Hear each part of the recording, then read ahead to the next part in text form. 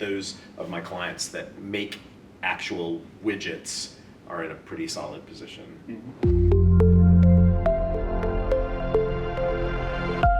I'm trying to think through any particular clients that I'm getting questions about AI about, but not really, no.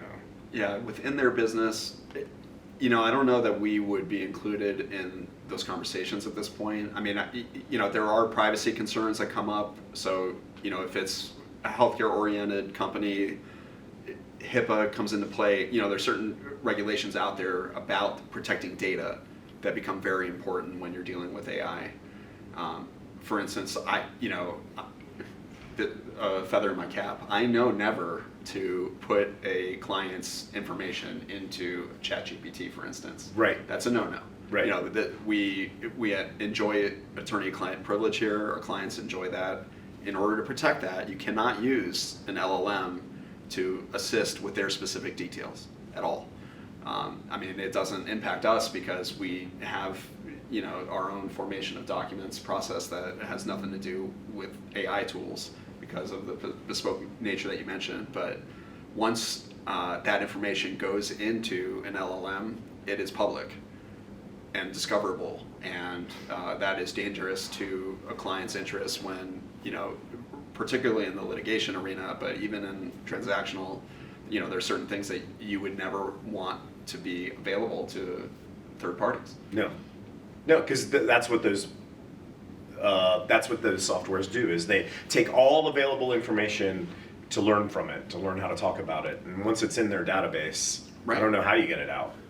Yeah, it's in there forever. So, a recent case where we saw, what happens when you believe you have attorney-client privilege, but you don't, is this Blake Lively, Justin Baldoni situation where he engaged a PR firm, and all of his communications with the PR firm were not protected by attorney-client privilege. So he's basically saying what his goals are and what the situation is, and can you help me achieve A, B, and C in order to shift the dialogue and the media, and all of that is discoverable.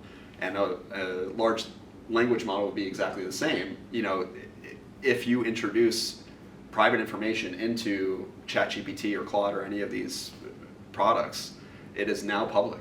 Yeah. And there's no protection, and if I do it, pox on me. There are core businesses that are still strong. I have some manufacturing clients.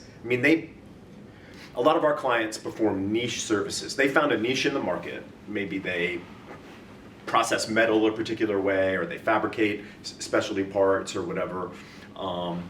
And they're going to keep doing that. I have clients that make residential materials to build houses. And as long as the housing market's strong, they're going to have clients that people need to live somewhere. Right. So and that's with population growing, that's a growing issue. That's right. And there's been a housing shortage for 30 years, so that portends well for the construction industry.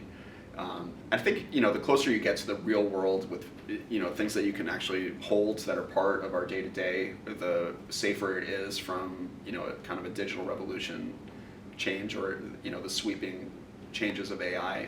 They will be vast, but at the end of the day, human contact and the real world physical world elements are what they are, and there may be more efficient ways of achieving goals and incorporating AI into manufacturing processes. At the end of the day, the demand will continue, as long as people need the physical element. Right, and with tariffs and everything else, who knows how much other manufacturing is going to end up coming back to the United States, or how all that's going to play out. The idea, it would be that we're going to see a growth in manufacturing here in this country, but yeah, whether or not that's sustainable or affordable or whatever, we'll see. But I would say that those of my clients that make actual widgets are in a pretty solid position. Mm-hmm.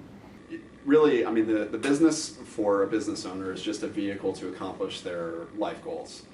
So, often we get engaged on a broader scale to help advance the life goals, and the business is a part of that. So as a corporate attorney with a background having been in this kind of a situation, I can understand that the client is primarily interested in how is this business going to succeed in order to advance the life goal.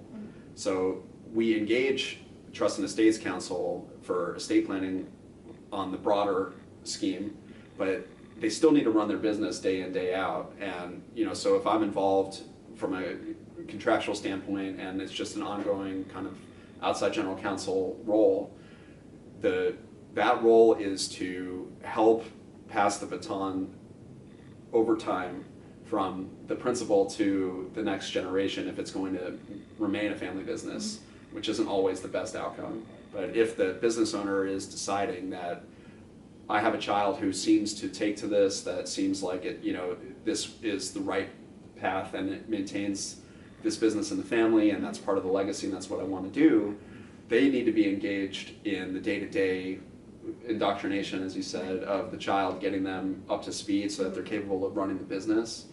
If the business doesn't run properly, then the estate plan and the life goals are going to all be dependent on this, and you have kind of a house of cards. So we need to make sure that the business side is healthy if we're including it as a core part of the estate plan and the long-term goals. Sure. And I've drafted business-specific financial powers of attorney. Most of the time, it's not always necessary because there's other documents and paperwork that has been done to grant another person the access to financial records in order to maintain the business. But for smaller businesses, they don't always have those mechanisms in place.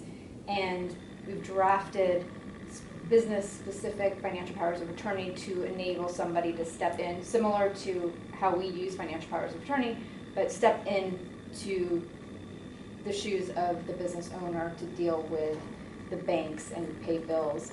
I did have a client a while back who was young and had a practice or had a business, and it was just him, and he got sick and didn't have any of the paper. I came in, unfortunately, after his when he got sick, and he needed to grant his mom the ability to handle some of the finances with regard to the business specifically, and he had someone else handling his personal. So there is a way to bifurcate that if you don't want the same person to be handling the business as you do your personal finances. Right. Which is also wise, just to keep things separate sometimes too. Right. So I mean, that rising generation, while the owner is still active, and then the child is just getting their feet wet, getting started in the business, that rising generation doesn't need to know about the estate plan. Mm-hmm. That's of their parents. I mean, that's really not relevant to their success in running the business. The success of the estate plan may depend on them being hyper-focused on being good at what they do and running that business well, than not worrying about the external elements that depend on them. Just do your job.